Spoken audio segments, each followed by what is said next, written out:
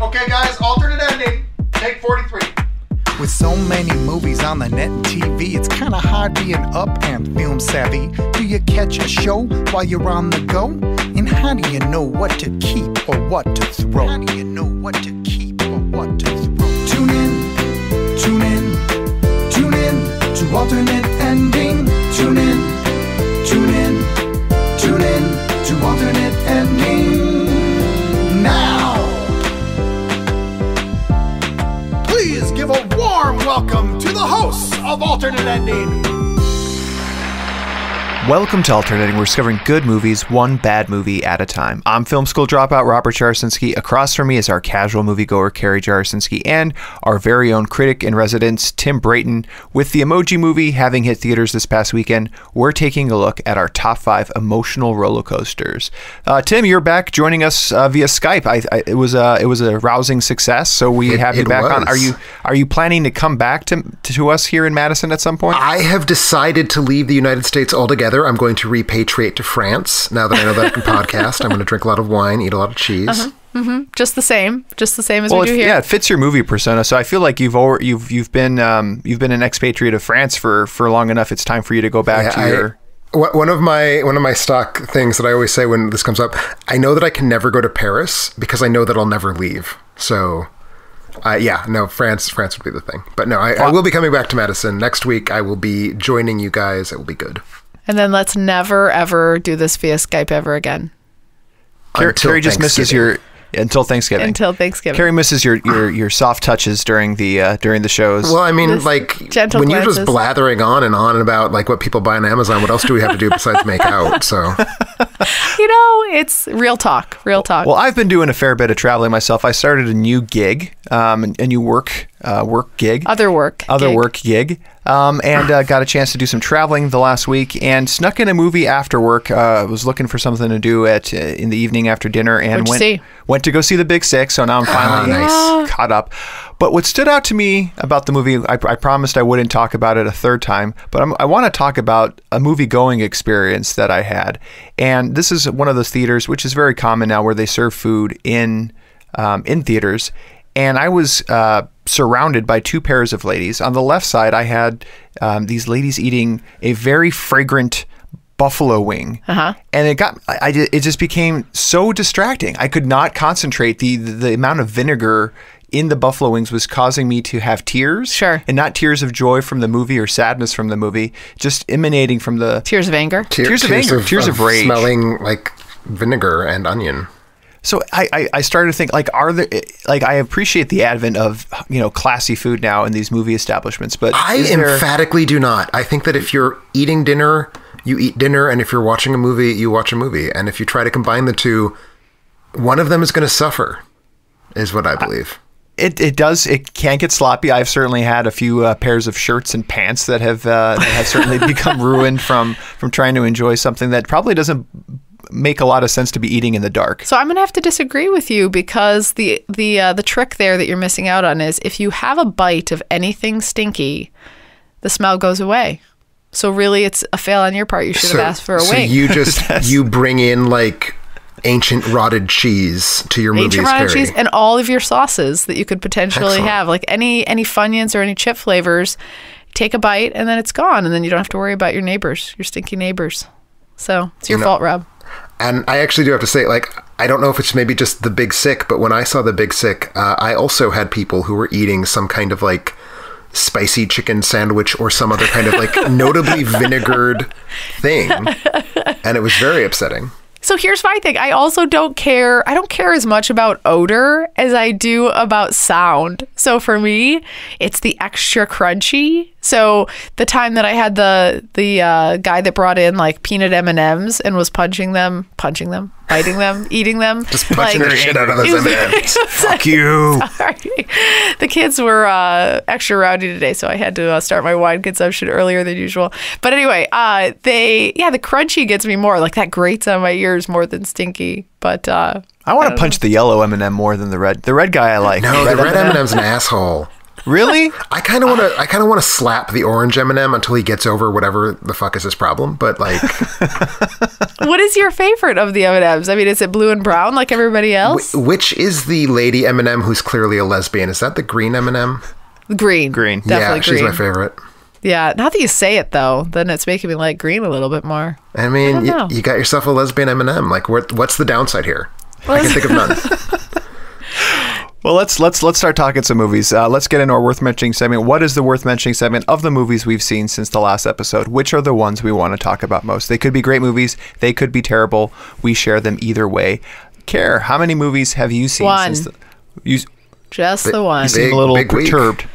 Big week for me. Yeah, Rob was gone from like Sunday till 10 minutes ago. And like he got home and he was like, how many movies did you see? Good week? How'd it go? And I'm like, no, it wasn't a good week. I was alone. I was a single parent. I saw one movie and that was impressive. And it was in theaters. So. Yeah, aren't single parents supposed to specifically watch more movies because you just put them on to babysit your children for you? You know, you would think, but I've gotten like super weird about that. Like it's like people get control things, and I'm always like, we will play. Like when I was a kid, we played outside, and I didn't have to have digital stimuli. No, start digitally stimulating your children right now. I could too. I will take your advice, Tim. I do feel like you're. I don't see the problem. I was raised sitting in front of a television. Look how I turned out. I mean, I was forced to go outside every afternoon, and I am not a happy human being. I am deeply emotionally broken. So you know what? You guys are making me rethink this. It's Wildcrats all day. Every day. So since you've only seen one movie, Kara, I'm assuming this is Dunkirk, which you are not. I'm not allowing you to talk about. I'm explicitly not allowed to talk about Dunkirk, which I did see. It was really good. Dunkirk is really good. It is, but I'm not supposed to talk about it, so I have to pass this. Well, the reason why we're not talking about it, and Tim, I think I might have looped you in on this too, is I'm going to go see it with my dad Monday evening, and I thought it would be cool. Carrie saw it with her dad. I saw it with my. I don't know. Did you see it with your parents? I know you're back home right now. I saw it with my freshman year college roommate, actually. So no. Not at all. We won't have a shared... Less of a theme. Yeah, we won't have as much of a shared experience as I was hoping. I invited my parents to see it because we saw it on the 70mm screening here in Chicago, and my parents were like, I don't know, catch it when it's on TBS. It's like, fuck no, it's 70mm. But so no, I failed. My parents have failed. Well, so we're skipping Carrie this week. Tim, what passed by your eyes this last I want to talk extensively about the motion picture Dunkirk. Not really. No, so I watched for the first time the only major film I have not seen by director George A. Romero, who passed away this week, which is why I finally caught up with it. 1982 anthology film called Creepshow, which is it's an anthology film of five short horror stories based on / inspired by EC comic books from the 1950s. I forget what EC stands for, but it was this comic book company dedicated to like tales of the macabre for like morbid 9-year-olds, basically. So 5 short films written by Stephen King, directed by George Romero. And it was, I thought, a very, very delightful, like, cheesy but sort of serious, like it's violent, it's totally like an R-rated movie, but like an R-rated movie with kind of a goofball sensibility a little bit, like some real scary, but some more just sort of, isn't it ridiculous that we're doing this kind of hokey ghost storytelling? I liked it a lot. I mean, like any anthology film, not every one of the short stories was created equal, but it was really solid. It was a very satisfying way to bid my farewell to George A. Romero. So very nice. Kara, are you familiar with George? No. That's Night of the Living Dead? Yeah, he basically invented the zombie, as we think about it. He did the Night of the Living Dead, Dawn of the Dead, a few non-zombie films, of which the best one is almost certainly a sort of non-vampire vampire movie called Martin, which I think is really good. But he's like, his thing is zombie movies and Night of the Living Dead. I love those. I'm going to check it out because I do love those. Does he do the fast or slow zombie? He does slow zombies. Slow, straggly, crawling zombies. So I think if I'm being true to myself, I think I love the slow zombie because it's less stressful for me. The fast zombie is really stressful, like World War Z style. See the little drop that I did there? I would be real curious to see if you think that after you've seen Night of the Living Dead. Really? I don't know. You might hate it. You might think it's too old-fashioned, but it's I don't know. I find it to be a stressful movie. I like classic zombie. I don't know. I'm going to check it out. I'm a little surprised. If you like zombies, I'm a little surprised you haven't seen it before. It's like, it's the zombie movie. I've usually watched zombie TV, though. Most zombie movies I've seen have not been good. I saw the one with Arnold Schwarzenegger that I've talked about. Maggie. Not good. Maggie. Then, what's the other one I saw, Rob, with the creepy girl with the mask on? And you're like, that looks terrible. I'm never going to see it. Who is it? Kubo and the Two Strings. No, I'll think of it. Because I actually want to talk about it and worth mentioning at some point. But yeah, I'm going to have to check it out. I'm surprised I missed it too. Well, we'll have to do a Night of the Living Dead party at some point. Well, aside from Big Sick for myself, I had a lot of airplane time, caught 2 movies. Probably one movie, the one I want to bring to the table today, probably not meant for airplane viewing for a couple of reasons. The small screen not really doing the visuals justice, and also because there's a lot of graphic stuff happening. And I'm talking about... You watched a pornography, didn't you? I did. Essentially, it was. Debbie Does Dallas? No. 2016's A Cure for Wellness. Finally caught up with this one. That's the one with the snakes in the bathtub? Was released in 2017 in the States, though. Should Thank you for clarifying that. This is Gore Verbinski's, I guess, brainchild. He wrote and directed it, had some additional screenwriters help out on it, but Gore's more well known for doing... Pirates, starting off the Pirate series. The first 3 pirate movies, Pirates of the Caribbean movies. There you go. The Mexican, The Ring, and The Weatherman. So I didn't realize. Right? I didn't realize how eclectic. Sir, and Mouse Hunt. And Mouse Hunt. How eclectic is this guy? Well-rounded. Pretty damn eclectic. Tim, when I say Gore Verbinski, what does that do for you? It gives me a very exciting frisson because I love him. His films are sometimes not good. Like, I think the 2 Pirate sequels are not good films. I think Lone Ranger is a not good film, but he has such a sensibility, and I like it a lot. Yeah, I really liked his sensibilities for A Cure for Wellness, starring Dane DeHaan and Jason Isaacs. And Jason Isaacs' character, you might remember him from the bad guy in The Patriot. Oh, yeah. Yeah, so this is... The way I would put this movie is it's a creepy cross between Road to Wellville and Shutter Island. Oh, I like Shutter Island. I think that's a good algebraic equation to describe this movie. I really liked it, the first 2/3 of it, and then it got really weird. A little too weird. It was already weird from the get-go. It's about an ambitious young executive sent to retrieve his company's CEO from a mysterious wellness center. At a remote location in the Swiss Alps. The thing that really stood out to me about this movie was just the set pieces, the style, just amazing. It's just beautiful. I wanted to be there, even though it was a not horror? a great it's a bit of a horror, more of a thriller. It's horror, for want of a better way to describe it, maybe.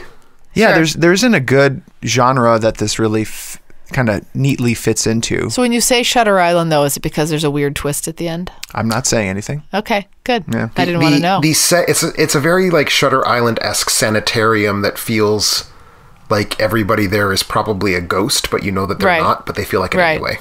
But they are. But they're not. But they are, but they're not. It's a really... Would I like this movie? I think you would like the first 2/3, and then I think it would fall off for you. I actually enjoyed it. It gets a 42% on Rotten Tomatoes. Yeah. So Tim, I don't think you contributed to that. I loved it. It is currently in my top probably 5 of the movies I've seen from 2017. So well, there you go. Yeah, I really liked the visual aspects, and the mystery was cool enough to keep me hanging on to the end. And then for me, it just went a little bit off the rails. The ending is bonkers and not in a great way. Yeah. And I don't want to say more than that because it's about the spoileriness of it. Yep. That's tough though, because it's like, it's hard to sign up for a movie if you know the ending is going to be a. It's not bad. It's not bad. It's just bonkers. It's worth sitting through to look at it. Okay. Personally, I think, and I think it's $4.99 right now on Amazon. Again, I caught it on airplane. Not the best place to be watching it, but still could appreciate all of the beauty that it had. It's a long movie. It's a real long movie. Yeah, and Tim does. I think you do have a review out for it. I'm excited to go back and read it now and compare notes and see where we overlap. It sounds like we're kind of lining up on this one. Yeah, it's I dig it. I dig it a lot. So remember, you can find more details about all the movies we've watched at our website, alternateending.com. That's alternateending.com. Before we head to our break, you might be wondering about ways to support the show. Direct from our website, you can head over to our Patreon page, which provides you access to a ton of perks. You might want to make us watch a movie, have Tim write a review, pick your own episode topic. You can do it all on our Patreon page. Also, I want to thank all our listeners who support the show and make their Amazon purchases through our site. Doing it is easy. Just go to our website, alternateending.com, click on our Amazon banner, and seamlessly go about your purchases. All proceeds go to making our show better. Since our last episode, we had a couple items purchased. Pretty excited about this. A couple automotive things. Nice. Cliff top extended Helidin to standard cigarette lighter adapter. I'm not sure what the Helidin What is that? adaption is that's happening there, but appreciate you buying that one. Also had a Fresh Breeze cabin air filter with Arm & Hammer. I need that. Makes the car smell pleasant and clean. Cherry flavor? When I met Care, her car was a crap show. Yeah, it was the most Did you do any are you a Febreze in the car? No, I'm not a Febreze. I don't like fake smells. I like natural smells. You don't put the pine trees? No. No. But my car was fine. You had like not expired because we've already went into the whole like our disagreement about things that are expired. In my trunk. Now, to be fair, if you store milk in your car, I would say that it probably does expire. I didn't have milk in my car, so I had some things, but I commuted a lot, and so I had like if I needed an extra pair of clothes, I needed those things, or if I needed like a sleeping bag, like I needed easy access. So they were essential items. They weren't garbage or anything. I mean, there was some garbage. There was some garbage. We also which the Febreze Fresh Breeze cabin air filter would have helped out with. We also had an Amazon gift card balance reloaded. I didn't realize you could do that, but thank you for doing that. Very green, much better than throwing them away. It's green, yeah. I think our discussion around blackout room darkening curtains must have spurred something because we've had a few more sets of those purchased. We had 2 sets purchased of those too, so appreciate those. Maybe it's the same person buying them for each room in their house one at a time. Maybe they were so successful and their kids slept so late that they were like, we're doing it everywhere. Or they're creating some sort of kill room. That's where my mind goes. Plastic for that. Plastic. Well, maybe they're not buying the plastic from Amazon because if you buy everything from the same place, then it makes it much easier for the cops to track you down. You're so spot on, Tim. Well, I mean, I'm speaking from experience. So. Right, obviously. We also had some pet supplies purchased. The NutriMax adult grain-free with pasture-fed lamb dry dog food, 25-pound version. It gets expensive to ship that heavy stuff. Yeah. Also had the Wowie Coder MIP STEM-based toy robot. So someone who cares about their kids or just really enjoys putting together toy robots. You don't need to be a kid to like toy robots. That's right. Robots are good. Tim's defensive. Need help with this one, Tim? Amazon Instant Video, All This Panic. Familiar with that? I am not familiar with All This Panic. Yeah, listener, let us know what you thought about it. I would be very curious. Yes, please. If you watched All This Panic, let us know if it's worth seeing. I approve of the title. Not 1, but 2 DVDs purchased of A Fool There Was. Not familiar with that title either. No, I am not. But worthy of getting 2 copies. Again, reiterate, if you are the purchaser of these things, I really want to know reviews, just on a side note. Definitely. Well, thank you all for your purchases. When we get back, our top 5 emotional roller coasters.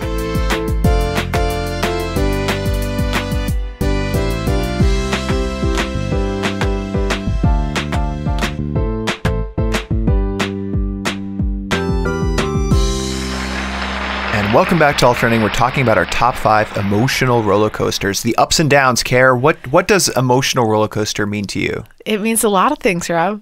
I feel very prepared for this episode. I actually feel more prepared than I have for any other episode.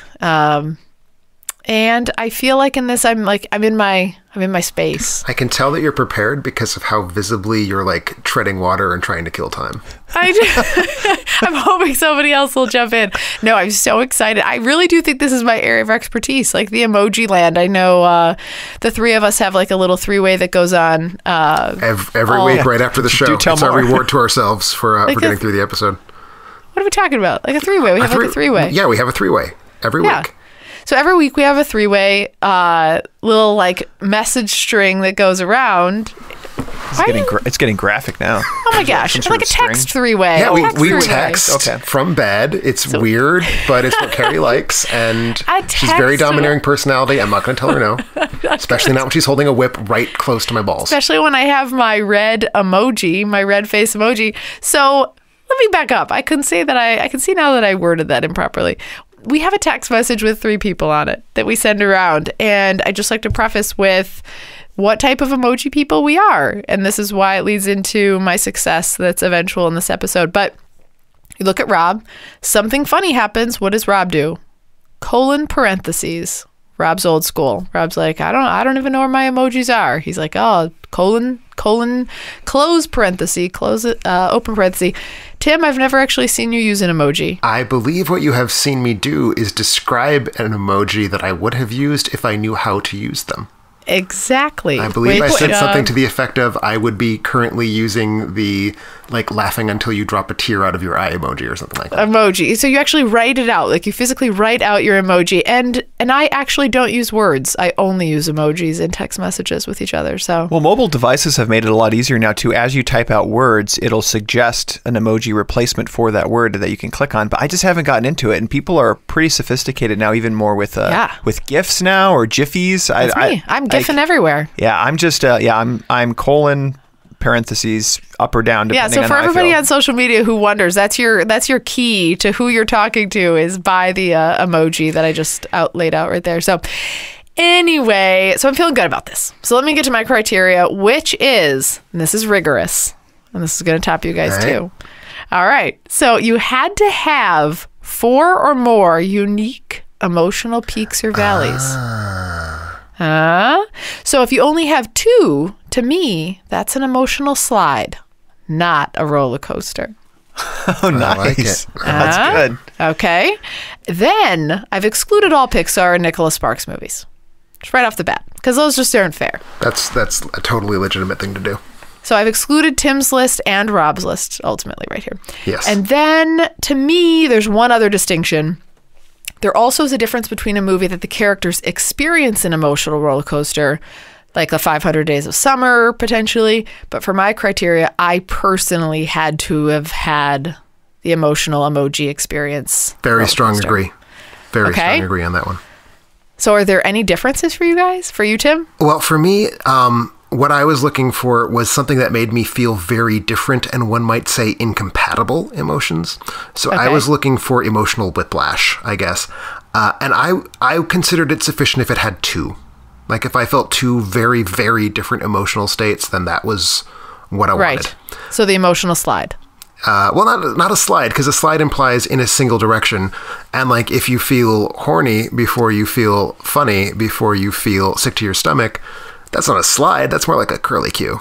Yeah, but if you were to go from like happy to sad, it's a slide. Well, yeah, happy to sad is a slide, but happy to sad is not the case with any of the ones that I would say. All right, so you have more than 2 then. More than 2. What are yours, Rob?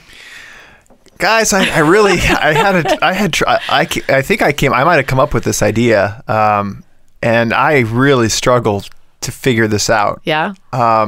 Everything I was researching was all sad. You don't have to stuff. research; you just have to hone your emotions, Rob. I will admit, my list is dominated by sad movies because they all are. That is the only thing I feel.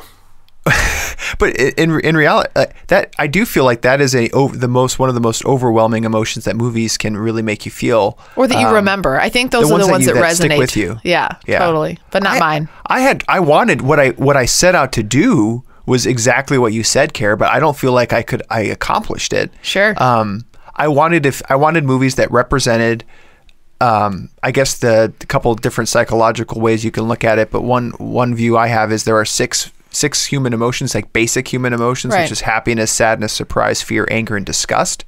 And what I wanted was to reward movies for the number of those that they hit, and the velocity, but the level of each of those. So if it was at a 5 scale for all of those, if you scored 5s across the board, that movie gets it. Sure. If you scored 5 on 2, but other one did 4 this across, is intense. that's how I wanted to do it. But I couldn't think of movies. So your 1 through 5 are all Inside Out. So like Carrie, I didn't just exclude Pixar. It should have only really been applied to Pixar, but I excluded all animated movies because I feel like that was easy. Easy grab. It did make my list much easier to lean on animated movies. I will not lie. And I was going to say I excluded All Mandy Moore movies? No, not all Mandy Moore movies. I wanted to say I excluded all blockbuster movies. I was going to get a little bit more scientific about that, but I can't remember the budgets of these movies. But I want to say that all of these movies that I have on my list were made for well under $50 million. Money's no object for me. And the reason why is I feel like you have an unfair advantage. Like some of these blockbuster movies. Oh, damn, I left one off. All right, never mind. Put it on your honorable mentions. Honorable mentions. I would have to disagree with you there. I'd say that the more money a film spends, the likelier it is that it will have a very homogenous emotional experience for me. Interesting. I arbitrarily made that rule after I saw that all my movies were pretty like cheap. pretty cheap. I'm so excited. And then as a last and final side note, I just have to call out to the people who wrote into this. This was one of the most amusing episodes for me ever to read the comments on both the website and Facebook. Like, I know we have a really pretty heavy dude presence on the website. And so to hear like people writing in like their emotional experience around Jurassic Park 3 and like oh, and that's the thing. Yeah, the comments were all over the place. Like some people took it as name every emotion and associate a movie with each of those emotions. Yes. But yeah, which turned out some very fun lists. I loved it. I loved it. And some people just had their personal experiences seeing a movie and like hating a movie. Yeah. And this is this is probably one of our most personal episodes because I think what invokes your emotions is far different for every single person. So I'm excited to hear what both of your guys' lists are. Yeah. My sad bastard list. That's what I got going on here. All right, Kara, to you. To me. Okay. So don't forget, did I already mention my other criteria that when you guys go through this, you have to talk about with each emotional peak, you have to say like which emoji it applies to? Did I mention that? We have to assign an emoji to the movie. Yeah. Can you guys do that? I'm pulling up my emoji list now. I will, yes, be Googling a list of emojis. Okay. I know them by heart. Heart face. So I'm going to start with my number 5, which had 7 emotional peaks for me. The movie from 1994, The Shawshank Redemption. What? I would have had it. That is not the response I expected. You get emotional. So I had 7 emotional things. So there's happiness, there's happy face, happy emoji face. Then like you think about all the guard scenes that go on in there. That's definitely my red anger face. Like I'm so frustrated by the guard situation. Any guard movie like that, you end up angry at some point. Then there's like the anxiety piece of it around like what's going to happen to the characters. Then there's the part, who's the guy? So this isn't a spoiler. Who's the guy that's awesome that works in the library that passes away? How's it not a spoiler? That via hanging, he hangs himself. I haven't seen the movie in a really long time. That's not a spoiler. Yeah, like a one name. 94. Brooks. Mr. Brooks. Yeah, that's all I could. So like devastating sadness, that was one of the saddest parts for me. Then like the anxiousness of like people that are there and then once they go out into the world, they need to come back. Like they have no life, they have no world and they need to come back. Then like when they break out, the happiness that they actually have made it out of jail, that's like happy face, happy emoji face. And then I have like that little smug face at the end when they're at the beach. And why smug? Why is it smug? Like, hey man, we got out. Smug. They're smug. Like a little side face with the curl, you know? I know the face. Yeah. So this isn't on your lists? It's not for me because it's this Titanic. Like there's a lot where we talk about a lot of movies and fit a lot, and they're trying to get a particular emotion. Like I left a lot of those. I mean, I have a couple of those on my list, but I wanted to focus on movies we haven't talked about. I could see this one qualifying for me. It was in my narrowed. So good. It was in my narrowed list of. It made my final cut. Like, but I've talked about this movie too much. Doesn't matter. It's still a list. List the list. You know, man. So Tim, what is your number 5 then? Well, I will start out by saying that I made this list and 2 things leapt out at me. One is that I like cartoons a whole hell of a lot. And 2 is that I have a hard time distinguishing between movies that are emotional roller coasters and movies that just make me cry real hard. Right. So I wanted to combat that a little bit. So my number 5 is the one film on my list that very deliberately, in no way, shape, or form makes me sad. Okay. And it is a non-animated film. Not the only one. There will be more non-animated films on my list, but it is an animation-dominated list. But so the number 5 for me is a film that makes me laugh a lot. It is a film that scares the crap out of me. Okay. And it is a film that makes me laugh at how hard it scared the crap out of me. And it is a film that makes me feel very angry towards the protagonist and feel very smug about the protagonist. So the film, 2009 Sam Raimi film, Drag Me to Hell. Whoa. Which just, more than any other horror film that I think I've ever seen, A, is scary. Totally scares me. Totally B, scary. is so silly. And is like so aware of being a scary movie and like, can you believe that I just made you jump out of your seat with that stupid jump scare? And it's like, haha, no, I can't. And I love that. I love that like sort of whiplash feeling of it's campy, it's totally campy, but it's totally scary, but it's totally campy. And plus it gets the thing where like the protagonist is kind of awful and you kind of feel good about being smug about her, but also she's sympathetic because who would want to go through that? Yeah, that sounds like a roller coaster. That's it was like a roller coaster. 4 or 5 emoji faces. It was all over. It is 4 or 5 emoji faces, but I believe I can come up with one emoji to cover the entire film. Okay. And it is the ghost sticking out his tongue. One of his eyes is larger than the other, and his hands are up.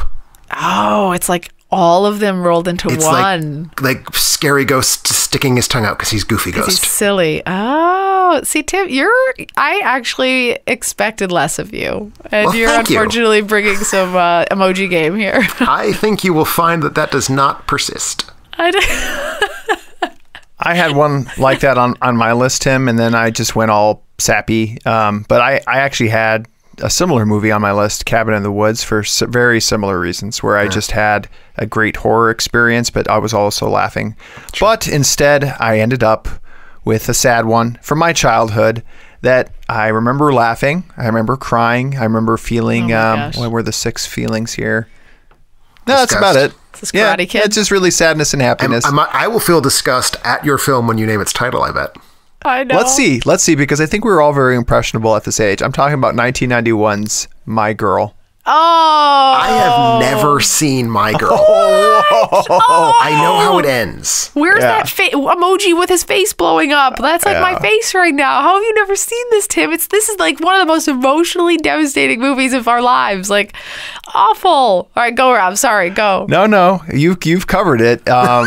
It's a young girl on the threat. It's a coming of age story for a young Anna Klumsky. I think she's got to be turning to be a teenager, like 11, she's 12? Like, she's like 8. She's like starting to wear like a training bra. She's like, oh yeah, I remember the 10 training or bra. Something, yeah. Macaulay Culkin, Dan Aykroyd as the father. So she lives with her dad. He's a widower, and works in a funeral home. So not a great place to be a super popular kid. It takes place, I think, in the 50s or 60s. Starts dating Jamie Lee Curtis. And yeah, it's a coming-of-age story for Anna Klumsky. And the kind of the boy next door, but not really in the sense where she really notices him at all from a, he has a crush on her and Macaulay Culkin has a crush on her. And they have this friendship that develops and things like that. I remember being some comedy, seafood. That's where I first got the seafood because she opens her mouth. So I learned a lot from this movie. I know. And then you based your whole personality on it, really. So this is, this probably falls more into Carrie's slide. I love it. As you described it, as you described your slide, I was like, crap. No, most of my movies are slides. I'm going to save you on this one. So that is sad face, happy face, scary face, because they own a morgue, and that is scary. There's like scary bodies. So you have like at least 3. So it's like one of those slides with a little bump in it. Not a full-on roller coaster, but... I just remember some laughs. They had some comedy in it. It was cute. It was sweet. Directed by Howard Zieff, who did Private Benjamin and unfortunately My Girl Part 2, which don't recommend. No. Don't recommend seeing that. But yeah, this one just from a childhood perspective stood out to me. Again, I'm probably geared more towards these slides of going from joy, happiness to absolute devastation. And this one did that for me. You have to see this, Tim. That's like your job. I don't know if it would hold up. I'm sure it does Tim not. will love it. He will love it. He's going to be like, "This. Why didn't this make my emoji list?" That was a good one. Thank you, Care. So I'm going to go on to my 4th one. Please. And so, Tim, you can just turn your mic down so you can't hear me. And I'm just going to talk to Rob about this movie. All right. Have you turned your mic down? Yes. Good one. Oh, I thought you were not. That was a test. This one had 6 emotional peaks and valleys for me. And my number 4 is the 2014 movie, The Theory of Everything. Yeah.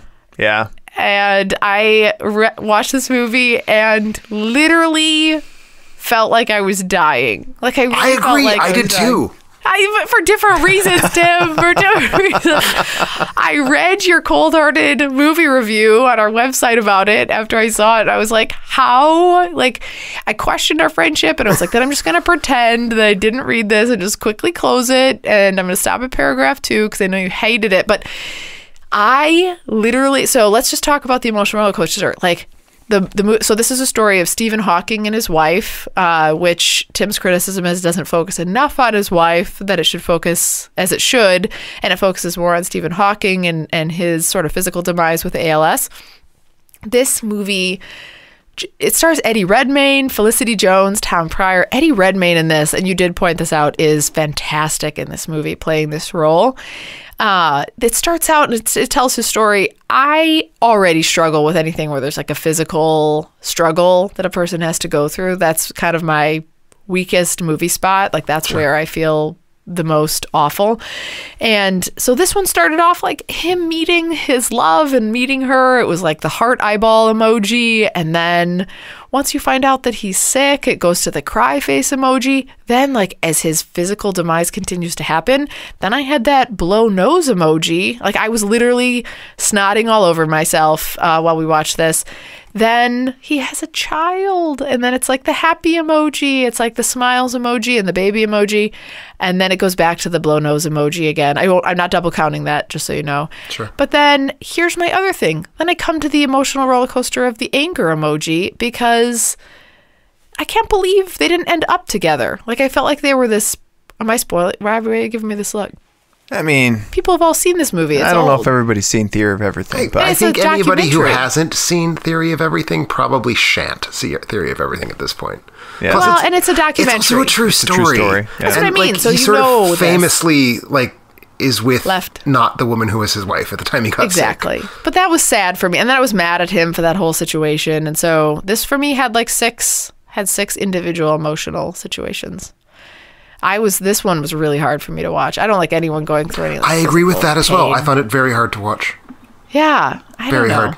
So anyway, that was made my number 4. I'm assuming on neither of your lists. it is not. I'm sorry to say it is not. So your list then, Tim, for number 4. So my list, we are now getting into the animated films. We will be spending some time there. This is a film I know you guys have seen. You guys have seen this film recently. This was our recent viewer request, Spirited Away.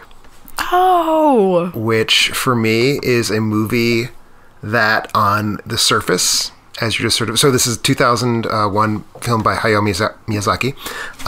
So you go into the film, and it's like, oh my god, there's animals and fantasy and pretty, and it's like this crazy alternate world where there's all sorts of cool stuff, and like, oh my god, it's such overwhelming fantasy. But then below that is this really tense, not horror, but very like thrilling suspense story about like the girl is sort of losing her memory and we know what's going on, but she doesn't, and like there's no way we can help her through this, so we're sort of helplessly watching as she gets enmeshed in this world of monsters and spirits and such. And then another level below that, it's the story of a little girl who is sort of in a personal free fall and has to deal with it without her parents being there. She has to, in fact, rescue her parents. So it's the story of, like, not wanting to move to a new place, not wanting to grow up in certain ways, not wanting to have to give away childhood. And so there's this really sad, very intimate, personal story. It's like it's a very good... It's maybe one of my favorite coming-of-age stories, really. So you've got those 3 levels. I guess if I'm going to say that those are three emoji states, I don't know if that's quite it. And there's probably more to it than that. But it's just the different ways that the main character inhabits the movie. Like at different points, what she's feeling is so clearly like pushed out there for me as a viewer. So like I'm feeling what she's feeling. And I know that question came up. Is it an emotional roller coaster if the character feels it or if I, the viewer, feels it? And for me, that's what makes Spirited Away so good, is that it's both of those things in tandem. So it's I'd agree very with that. pretty. It's very sad. It's very thrilling. It's just everything. It's just like this whole like dump truck full of everything an animated film could possibly do, just being like pushed on me for 2 hours. Yeah, I saw you gave it 5 stars. I gave it 5 stars. That is to me a 5-star animated film indeed. That's a tough rank to get for you. So that's good. It is not common. So I am going to say, for the emoji of look at all of this amazing, beautiful fantasy world animation, the big face with hearts, because I just like the heart eyeballs? The heart eyeballs. See, I've used those differently, but I can see what you're doing there. I'm saying that I want to fuck Spirited Away. Oh, so we're using it the same. Yes. Never mind. We're using it the same. So, excellent. And for when she is sort of losing her memory and there's nothing we can do to help it, possibly the emoji of the like eyebrows raised, face in a state of like, no, I don't know how to describe it. The like shocked, don't do that face. No, there's a better one for that. There's the one that has like the 2 hands on the side of the face with the wide eyeballs. That's the shocked face. Isn't that like the scared face? That's like shocked and scared, which I think applies more. Well, you are the emoji whisperer, so I will trust you. I don't want to say it again, but you know. And then for when she is growing up and does not want to, the face with the convex eyebrows and the small teardrop. Oh, yeah. I use that a lot in my personal life. That's a good one. Good one. I think that one definitely fits the criteria. And that kicks it to your 3rd, Rob, right? No, my number 4. Sorry. Yeah, 4th one. Just not feeling good about my list, guys. Not feeling good about my list. Just push through. We won't know. Be confident. Deliver it. I appreciate you saved me with the My Girl and jumping in with me on that one. This one evokes, I'm looking at my emoji list here. I've got the steam coming out of the angry one's face.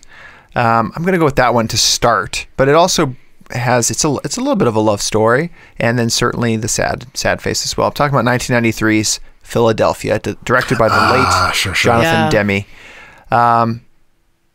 This is I think a lot of people are pretty familiar. It is a safe pick. It's a safe pick. No one's going to argue with you. Yeah, no one can argue with when a man with HIV is fired by his law firm, which again, you get the anger vibe. You know, you're mad at this corporation from doing this because of his condition. Because he hires a small-time lawyer in Denzel Washington to be his advocate for a wrongful dismissal suit. Really got my blood boiling against the corporation. Yeah, obviously. I remember some comedy. It's been a while, but I remember some humor between Tom Hanks and Denzel being peppered through there, which was a nice touch. I always like to have some comedic elements in any movie that I see, because I feel like that's true to life. Like you have to kind of laugh at things, even bad things sometimes, to bring a little bit of joy into it.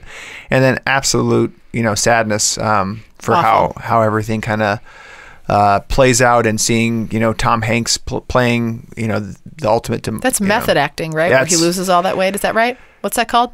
No, method would have been if he contracted HIV, and that would be more method. I think that you potentially do not have the correct handle on the practice of method acting.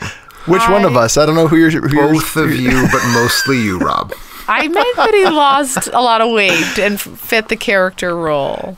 I just call it stunt acting, honestly. Stunt acting, yeah. That's more stunt acting. Method is when you're in and out of character in between. I guess if you've lost the weight. Method is when you put yourself in the emotional state. Like if you are Tom Hanks and you are dealing with, like, you're going to die of this terrible disease, method would be like, what is the time when I felt most likely to die? Oh, well, it was the time that I broke my leg when I was 4 years old and I was in a hospital for 3 weeks. So like it's putting yourself in a position where you can access that, as opposed to like if you're, say, Clark Gable, you're busy flirting with the craft services girl between takes, and then when you have to pretend to die, then you just dial it on. So that would be method. See, I've had this wrong all along. Thanks, Tim. Thanks. Thank you, Tim. You're welcome.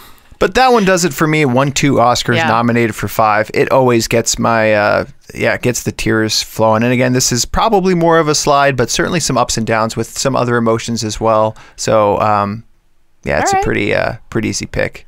I'm going to take it to one that is on probably neither of your lists, but it's one of my favorite movies of all time. And it gets points because all of the emotions that I feel are doubled. And now you'll understand why. It's the 1996, The Sixth Sense. That is a 1999 film. 1990. So it's so funny you say that. So I didn't actually write the date down, and I was actually going to call out the fact that like I pulled a Tim, and I just pulled it off the top of my head that I knew the year, but I was wrong. So it's 1999 is actually. Thanks, Tim, for correcting me. You're there. welcome. I forgot to write it down. I will very happily correct you in a public forum anytime. I know. I hope everyone isn't listening. So I loved this movie. And the reason why this movie gets double emotional roller coaster points is it's like you're taking 2 loops around, but this is one of those roller coasters where you take the loop around and then it goes backwards. And then it does the backwards roller coaster. So this gets extra points. So this one has this is a story directed and written by M. Night Shyamalan, and it's a boy who communicates with spirits, and he doesn't know. And then they don't know that they're dead. I'm poorly describing this movie. Everyone's seen this movie. Everyone's seen this movie.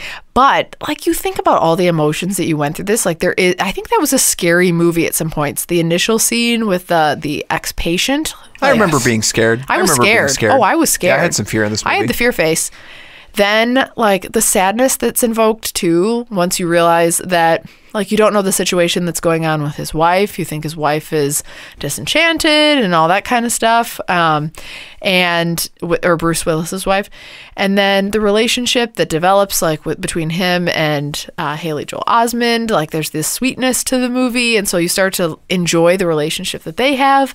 And then it's you go into, a shock mode once you actually realize what's happening, and a sadness that's there to know that all these people are not alive. But then again, like I said, it's all this has all been faked. All these emotions that you felt were fake, so you have to take yourself back through and then times it by 2.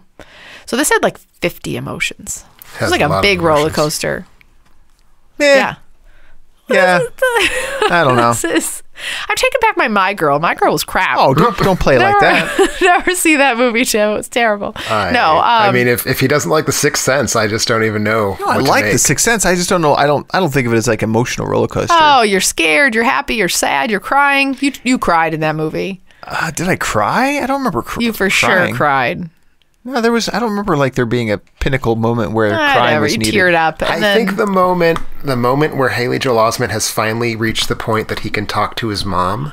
Oh, and his mom is ready to listen to him. That's at least a welling up scene. It's not necessarily a weep, but it's definitely it's the single teardrop emoji, not the full on double. Plus, I can't throw any rocks with my list. Tim, what about you? What's your number 3? So my number 3 is the double crying buckets of blue line just falling from the face.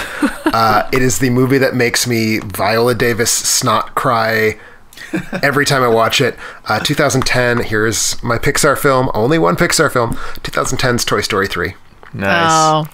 Oh. Whose final 25 minutes make me feel every feel. Every single one of them that exists. Mm-hmm. So we've all seen the movie, so I can talk about the ending. So they're in the conveyor belt, and they're going to be burned, and it's scary, and I'm scared. So scary. So we have scary face emoji. Scary face. Which one are we? We're gonna go with hands on the cheeks, right?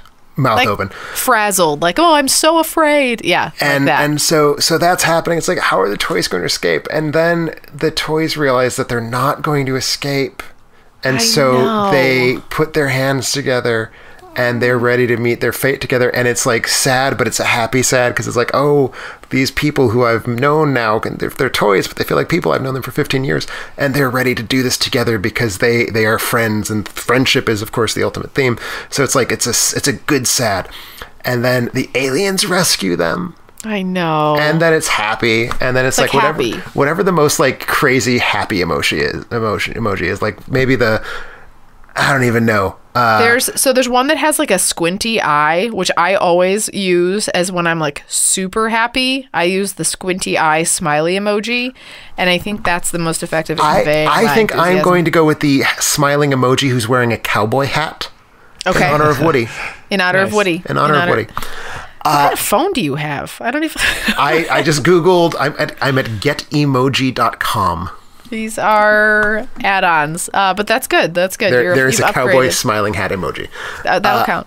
So they're rescued, and then it's happy, and it's funny, and we see the villain get his comeuppance, and then it gets to the end scene, and the boy's going off to college, and he has to give up his toys, and he doesn't want to. Sister, right?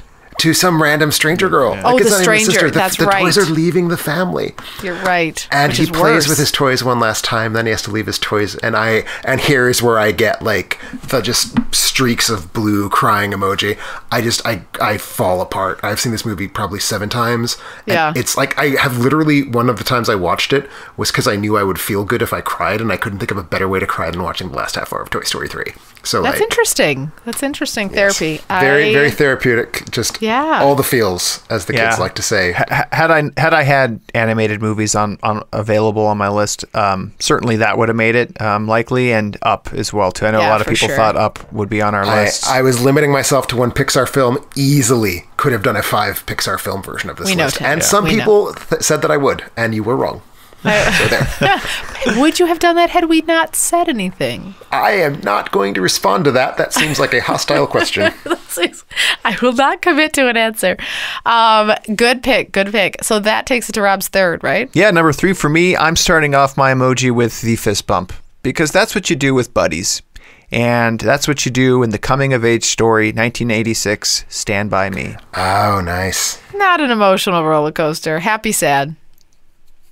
Yeah, there's some disgust in there too. Where's the with disgust, Rob? with the pie eating. It's a little disgusting. The dead body. The dead body. Dead body's neutral. That's neutral face. I'm 4 years old. I didn't watch it when I was 4, but I saw this at a young age. This is frightening for me. I'm talking about the time that I saw it. Like I was having. This was like 2 years ago, right? This was 2 years ago, and still cried. And this was. Seeing these types of movies when you're probably 8 to 10 range, like these are the friends you want to have. Like you want to go on an adventure. Movies like this, movies like The Goonies, like you want to be part of this group that goes out and does this. And I'm going to say something. For sure. I do honestly think there's a gender thing here. I think that Stand By Me is the movie that every American boy wants his childhood to have been. And I think it's such a boy movie in that respect. That's unfortunately one of my favorite movies. I can't disassociate myself from that, so I have no fair way of saying it. But you're probably absolutely right. No, I don't think that's true at all. You like Stand By Me? Movie. Well, I'm not this. saying I'm saying why it doesn't feel like an emotional roller coaster to you in the way that I wouldn't say it does, but I see where Rob is coming from. I see what you're saying. Yeah, like to me, it was just kind of like a really great movie, but. Carrie's never found a leech on her penis, so that's where I have found a leech. There's a first time for everything. I've had a leech on me before. Have you really? Yeah, I was walking around the lake, and then I was probably 10 years old, and I came out, and we were fishing with leeches earlier, and walking down the campground site, and I had this mud on my toe. Went to go flick it off. Wouldn't flick. That's because it was sucking my blood. So I screamed. What did I do? I ran around the entire park. I think I removed my clothes. I was so freaked out. And that was my Stand By Me moment. Maybe that's why I love that movie so much. I am currently having the green-faced about to vomit emoji. Is there? Me too. I guess, Carrie, your equivalent for this is what's the Demi Moore and Rosie O'Donnell movie that you love so much? Now and Then. That's probably one of the so equivalents good. of the Stand By Me Summer coming Nights. of age. I will just say to add a little fire to this. So we have now had 2 different Stephen King adaptations show up on our lists, and I will say I think The Shawshank Redemption is more of an emotional roller coaster than Stand By Me. I mean, yeah, fair enough. I'm not happy. I'm transparent right now. I'm not happy with my list except for my last 2. You know, the last 2 are emotional roller coasters. Is it as emotional roller coastery as the 2015 The Revenant? I should hope so. Is it? Yeah. Oh, come one. So this one was. I need to think about it. I need to think about the emotions I go through, because they're emotions. Do you want me to tell you about your emotions? One of my favorite movies. Yeah. Let me fill you in on your emotions. You probably are scared. There's a lot of scary things that happen in that. Think about the anger. You guys both take a moment. Think about the anger that you felt. It's good. And I'm not going to spoil this movie because I bet a lot of people haven't seen it. And if you haven't, you should. I saw it in theaters a couple years ago with my dad. I'm going to go with red face emoji, anger emoji, mixed with steam face emoji, because it's that mad when the Tom Hardy scene with what he does both to Leonardo DiCaprio and then Leonardo DiCaprio's son, that whole situation, that situation is a situation. Pure anger face. Then you have to think about like the like it gets like even face for a while. Like he's cruising. Like he's like resilient. He's doing his thing. Like it's even face for a while. But then think about when he has to climb into that dead horse. That's like barf face. I mean, that's not a spoiler. No, it's not. I don't know. That's barf face. That's pretty gross. Barf face is more or less the entire running time of the movie. Wait, because you didn't like her, just because it was so graphic? Because it's so graphic. So graphic, so gory. Oh, I love this movie, Tim. I know you love it. I love this movie so much. But then there's like the redemption face emoji. Like there's this redemption. And then there's the sad face emoji. And then I have a quick question for you. Did this end like the Liam Neeson movie with the wolves, or did it not? I think that it did not. It did not. So he lived. Well, I can't remember. I think that now we've ruined two movies. Sorry. We didn't say which Liam Neeson movie with the wolves. We're talking about the Phantom Menace. Remember the wolf scene in the Phantom Menace? Because that's what we're talking about. I was talking about the gray, I think. God damn it. I can't care. Sorry. Tim just tried to help you. I was talking. What was the movie you said? I don't know what's happening right now. Moment's gone. Sorry. So, Paul, sorry. If you have not seen The Revenant or The Grey, you should rewind the last 45 seconds of this podcast and not listen to them. They're old enough. So The Revenant's a year and a half old. Okay, I'm sorry. I'm really sorry. Can you edit that? So anyway, would you guys agree though on the roller coasteriness of it? I don't know if I could, because to me it's all like the thing that overwhelms it is just like suffering. Totally. But don't you think there's the peaks of happiness and sadness too? Non-modulated suffering for me. I don't know. I remember having a lot of some anger, some sadness. That's about it. Like there's no levity. There's not a whole lot of levity. And again, like my list is terrible. I just couldn't come up with the movies that I know I wanted to fit the mold that I was thinking of. This did for me though. I felt this invoked anger, happiness, sadness, peace, like redemption. This had everything for me. So this is why it made my number 2. I'm just in this moment sad that there's not a beard with snot icicles emoji. You know what? I think I might have one I can send you. All right, thank you.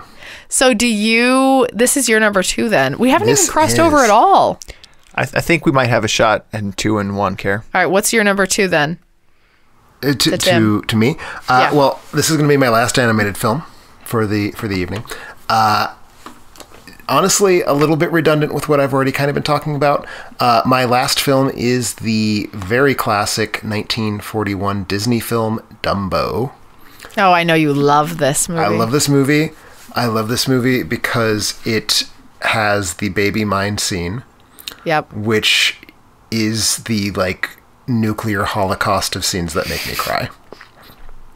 Top 5 mom, right? Top 5 mom, yeah. Top 5 a lot of different things. So it has that scene, which is like the ultimate in crying, like cheek slashed blue rivets of tears. Also has some really funny stuff, like some really good slapstick animation going on early. Has some really beautiful animation. It's got watercolor background, so if there's an emoji for like artistic contemplation, I guess maybe the one where he's holding his like fingers around his chin and is sort of going, I don't know. That's me looking at the watercolor backgrounds in Dumbo. And has the Pink Elephants on Parade nightmare sequence, which is this crazy, like maniacal thing, weird, abstract sequence dropped into this super friendly kids movie from 1941, which is probably the emoji of the just giant eyes, like what in hell's name am I looking at emoji. And then it ends with triumph, and it ends with the song sort of surging up into a climax, and everybody we like is happy, and everybody we don't like is happy. Everybody is happy. No one has suffered. And it's just such a like uplifting ending that is in such a contrast to the like horribly crushing his mom is in prison scene. So it's another one that just sort of rips me up and all over and left and right and sideways, and is animated. And as we've already established, I can only feel things when cartoons are making me feel them. We know that already about you, Tim, so we expected it. No, it's a solid pick, Tim. But what I'm really curious about is what emoji you're feeling about the 2019 Tim Burton live action remake of this movie. The piece of shit. That little like turd thing. The little turd smiley face shit. Finally, the turd makes an appearance. I haven't had a turd yet. I expected to have a turd, but I haven't had a turd. I picked movies I really liked. My number two, certainly not. Carrie, you talked about a movie, a dramatized version of a real life situation of ALS. I'm talking about a documentary that deals with ALS. That better be on your list because this was a ride. I'm talking about 2016's Gleason. It's my honorable mention, but to me, I only was happy and sad. I was only happy and sad. But in many different times. So there was happy sad, but then I remembered what made this list for me was the moments he deals with his father as well, and having the anger. And I was angry at his illness too. Yeah. So there's a lot of. So this is about a true story. After he's diagnosed with ALS, former professional football player Steve Gleason begins making a video diary for his unborn son, and he, his wife, and their friends work to raise money. But it's really just about him dealing with the illness, also dealing with dealing with the fame that comes with his successful. He's trying to make it. He's trying to bring awareness around it. But the whole purpose of his video diary was to capture some things for his son before he loses the ability to communicate effectively, and then he gets this notoriety from it, and you kind of see him slipping a little bit into that becomes more important than and like dealing with that, and then with his wife who's having to do everything, so overwhelmed by it. Tim, I don't think I remember you saying that you hadn't seen this. Is that right? I had not. I still have not seen this. Still want to, just haven't really had the opportunity. I will say though, I knowingly, and I should have talked about this with criteria, I knowingly like disqualified documentaries for myself, just because I think it's... Me too. Otherwise, how do you not have like 5 Holocaust films? Yeah. It's kind of my thing. That's true. This one was particularly devastating. I don't know. This one, I definitely was clogged up the entire night into the next day. Pretty much throughout the whole way. It started, and I was sobbing, and I felt sick. I definitely was nauseous through the entire movie, and it stuck with. It still sticks with me. You again have the green about to vomit emoji. Green yeah. So, and then that's I pooped. 3. And then I pooped after. Tim, are you familiar with the Michael Keaton movie? I don't know if it's late 90s or My Life. I am not. Oh, okay. So that was the first time I actually ever saw something like this, where someone's trying to document and they realize they have a terminal illness. In this case, Michael Keaton's alive. Michael Keaton is alive, in fact, and doing well. But Nicole Kidman, Michael Keaton. I remember that movie. Nicole that Kidman actually is also alive. Oh, all good news. Yeah, but Gleason, to me, I think you can still find it streaming on Amazon, possibly. So you gotta check it out, folks. So does that? It's down to my number 1, and we still no crossover. This has got to be where we cross, Kara. It's a record. It's not. It's not because you called it out earlier in the episode as being one that you would never choose. And that is one of my favorite movies of all time in my entire life, and one of the most heart-wrenching movies I've ever seen, the 1997 Titanic. Yeah. No, it qualifies. It's just obvious. I just want to leave it out. It's not obvious. It's not. I mean, it's obvious, but it's obvious because it's a perfect fit for this episode. It's so good because of how obvious it is. Exactly. Yes. And that's how I consider myself. You're like double ironic. I'm double ironic. I'm trying to be ironic, but not, because I love this movie. So, directed and written by James Cameron. I've talked about this movie in my top 5 movies of all time, probably. there are so many emotions that you go through in this movie, like the beginning, the stress, the worried face emoji.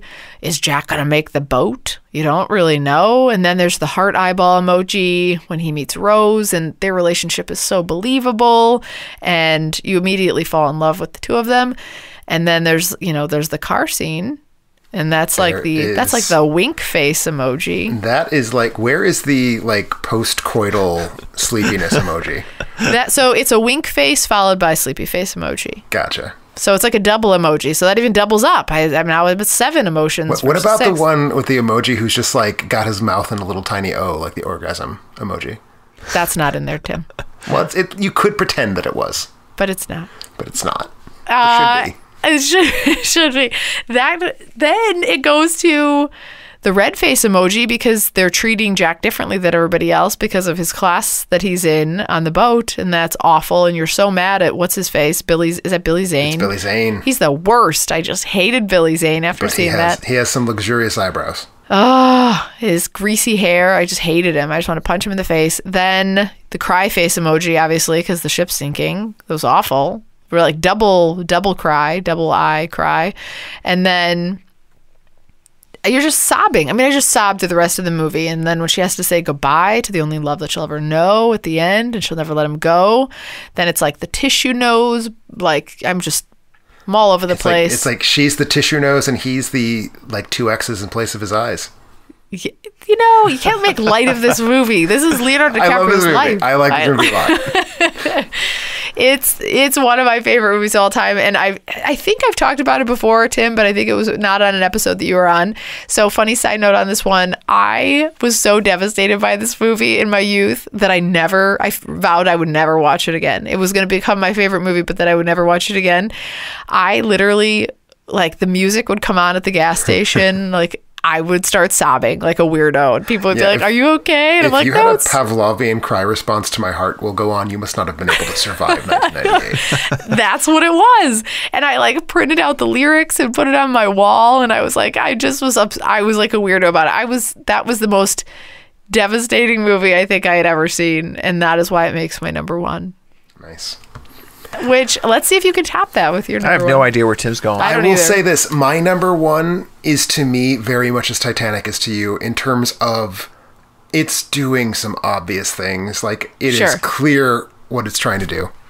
I mean, no one is ever going to have the experience of being like, well, what are the emotions this is playing with? It's a Steven Spielberg film. It is, to me, the Steven Spielberg film, certainly the most emotionally manipulative Steven Spielberg film, 1982's E.T. the Extraterrestrial. Oh. Well done, Tim. Well done. Again, very much in the vein of Titanic. It's got the like weird, scary opening. We're in the woods. There's lights all around. What the hell's going on? What is this creature? We've got like the government spooks trying to come stop him, so it's tense. He's skulking around the backyard, so it's scary. And then we got the family where, the boy, Elliot, is really lonely and sad. No one understands him. And the mom, I forget the mom's name. Right? Yeah, single mom. Very clearly, there was a not super great divorce in the recent past of this family. It's never explicitly stated, but you can just tell from the way everybody's sort of dealing with it. So the mom is like just trying to keep things together. The older brother is this teenage asshole, like, just to be blunt about it. And then little sister, played by Drew Barrymore, is super cute, super guileless, has no idea why anything that's going on needs to be like scary or whatever. So you've got these 4 really, really distinct family members all feeling very distinct things. And then Elliot meets the alien E.T. and it becomes super happy and super fun. And of course, super awestruck because it's a Spielberg film. So there's all the like sunset and people staring in awe at amazing things and flying on a bike. And then E.T. gets sick and he's about to die. Awful. And it's horrifying, and he doesn't, and they escape and all the kids are flying around on their bikes and it's like, yeah, fist bumping, like, yeah, everything is great. And then E.T. has to Don't tell me what happens. Does he die? Don't tell me what happens. You've not seen E.T.? So I saw the beginning and I got really scared. We were going to watch it tonight. I know. When I was a kid, I got really freaked out. And I was like, and I can't watch this. And it was one of those that, you create phobias. I've always been afraid to watch it because it was too scary. It's not a scary movie. I will not tell you what happens at the end. But if someone dies, I don't want to see it. No one dies. Are you sure? Okay. I'm sure no one dies. Okay, so then I will watch it. It is a movie that causes me to ugly cry even harder than Toy Story 3 does. It only does it for like a minute instead of for 10 minutes. Well, I will definitely catch it streaming then. You should That's totally good pick. Good see pick. E.T. It's the movie to me that gives emotional manipulation a good name. I remember good things about this, Tim. It's been so long. I think I've seen it one time in my youth, and that was it. And that's why I couldn't. I need to see it again. It's streaming right now. I think on Netflix is where I saw it available. They recommended it for ages 6 to 8. Tim, like, is that since it's more fresh, is that okay for Abby to see this? You think? You know, I'm not a parent, so I think it's one of those know your children things. I saw it for the first time when I was 3, I believe, maybe 4. And I have it on good faith from my parents that I was inconsolable for the rest of the night. I was just bawling and bawling and bawling. It's a kid's movie. Like, it's designed to be seen by children. It's very gentle. It's very sweet. It has a very good message. I'd say that a sensitive child would be a little fucked up by the ending. Yeah. So I actually think that's hysterical that you say that, because like you think about what your emotional capacity right now. Alice, who's almost 3, her emotional capacity, like she watches Moana, the grandma dies. She has no idea. So it's almost easier when they're younger because they don't have the emotional capacity to understand what's going on. So I'm laughing because you're like, well, I was only 3 and I had grasped the complexity of death of an alien. I'm not saying I grasped nothing. I'm just saying that my parents have because I obviously grasped that much, but like I don't know. I don't know what I grasped, but just know that I apparently was crying. You were sad, yeah. Impossibly when I saw the movie when I was 3. I want the girls to see it, so we'll have to see if they can make it through. What's your number 1 then, Rob? This is the last one, right? Yeah, and I'm actually just fighting every time I see it. I tear up. Like it's going to be tough for me to try to actually make it through this. I know, Tim, you don't have documentaries on your list, but I quickly went to the site, our site. And is this what I think this is? I know, just to make sure you're not an asshole. I wanted to see what your rating is, and you do not have a rating on this because you. I think you can't rate this movie. This is the movie I think it is, right? Yes, it is. It's terrible. And don't say it out loud. Yeah, I every time I look at the title and I think about it, I just fall apart. And it's 2008's Dear Zachary, a letter to a son about his father. If you haven't seen it, I feel like everybody... If you haven't seen it, you should never see it. That's the thing. It's a movie that I would love to recommend because of just how powerful it is, but at the same time, I could not, in good conscience, tell someone to see it without telling them what they're getting into. I agree. I completely agree. I feel like if you were like, you're going to witness an animal being hit by a car, step outside. Like, that's what this is. Like, it's so devastating. Like, you're just asking people to devastate themselves. Yeah. But would you all agree at least that this is a roller coaster? No. No? I think it is, because you feel really scared and then you feel really optimistic and then you really stop feeling optimistic in a really abrupt way. So I think the difference is I never felt optimistic. I went from being scared and anxious to devastated. Well, to me, there's the moment where it seems like things might turn out okay. I never felt that way. I always felt like it was going to end poorly. And then I still carry a lot of mixed emotions about it now, where I still have a lot of anger and still sadness. And this is one where if a documentary's purpose is to try to get you to have an action, I'm thinking like, how Inconvenient Truth is trying to get you to think more about and actually take some action. I wrote in and did some things too to try to support, the message of this movie. I can't talk about it with. Did you petition the Canadian government? Yes, I wrote some. Know that. Yeah. Did the Canadian government know that you are a United States citizen? They didn't really care much what I had to say, but I felt very strongly that I needed to join on this one. This movie is devastating. And this is what was hard about this Emotional Rollercoaster. I feel like I've spoiled any top 5 movies that make you cry. This is by far nothing even close to it. The movie that made me just makes you want to barf cry. That's the thing. Yeah. I couldn't cry. Like this was a movie that hit me so hard that it like broke my ability to cry. I completely understand what you're saying. Like you get so it's overwhelmed. It's like I had hyper dry eyes almost. I was so I get that. For those who haven't seen it, I will just set it up simply as saying it's a friend of a filmmaker decides to memorialize a murdered friend when his ex-girlfriend announces that she is expecting his son. That's kind of how the movie is set up, and it's a bit of a kind of a mystery. The friend kind of seeks out to leave a letter to help the unborn child know a little bit about his dad and the person that he was, and he's kind of documenting that over the course of some time. I'm glad I saw it, but I'm also I'm not glad I saw this movie. Yeah, I'm also devastated by it, so it's tough. Yeah, insofar as the purpose of art is to cause us to empathize with the emotional experiences of other human beings, it is clearly a great piece of art. But it is a film that I found so upsetting that I almost don't know if it was worth the experience of watching it. Completely agreed. And on that positive note, we'll jump into our audience top fives. Every week, we ask you to share your picks and thoughts for a chance to win a free Amazon movie rental. Based on your submissions, we actually had it was tough. We didn't have a lot of consensus, so we have a lot tied for number 3. A lot of movies tied for number 3. We had Schindler's List. Oh, sure. Yeah. Lion. I don't know if I feel a roller coaster. I feel pretty much just one straight descent. Straight down descent. I agree. Lion had some emotional peaks and valleys to it. I remember laughing some and obviously being devastated. So Lion feels good. Lion feels legit to me. I get that. Yeah. Titanic also tied for number 3. Obviously. Nice. Along with Dear Zachary. So other people felt that way. I think this is a Disney movie. Tim, Homeward Bound.